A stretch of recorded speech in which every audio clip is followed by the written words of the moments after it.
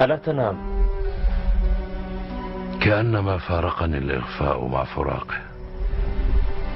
وما كنت تظهر له؟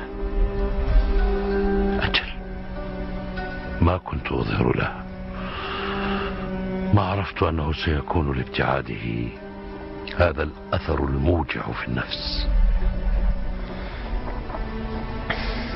أهي الخشية عليه؟ ربما الخشية منه، كلاهما. أبي. يا محمد، كلما أطبقت جفني راودتني تلك الرؤيا، ولا أدري كيف أردها عني. أية رؤيا؟ من طفولة أخيك كليب. فما هي؟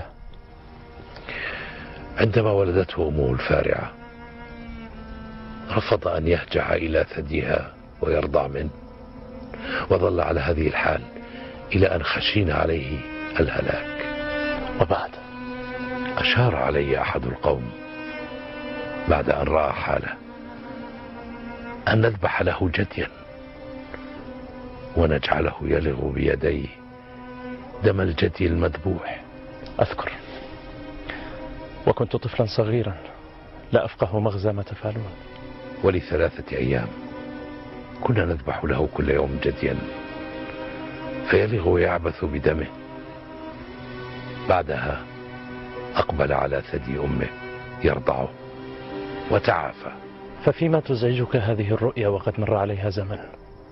لماذا تداهمني هذه الأيام بعد أن فارق كليب؟ ولماذا تصر على تسميته كليبة؟ أليس هذا اسمه؟ إنه أحب إلي من تسميته بالحجاج. محمد، أتعرف ماذا يعني اسم الحجاج؟ أجل، محطم العظام. أرأيت؟ أبي، تزدحم عليك الخواطر وتثقل عليك، ولا أرى أن الحجاج يأبه لكل هذا. لقد مضى في طريق، وأرجو أن تكون نهايتها خيرا له. أرجو أن تكون خيرا.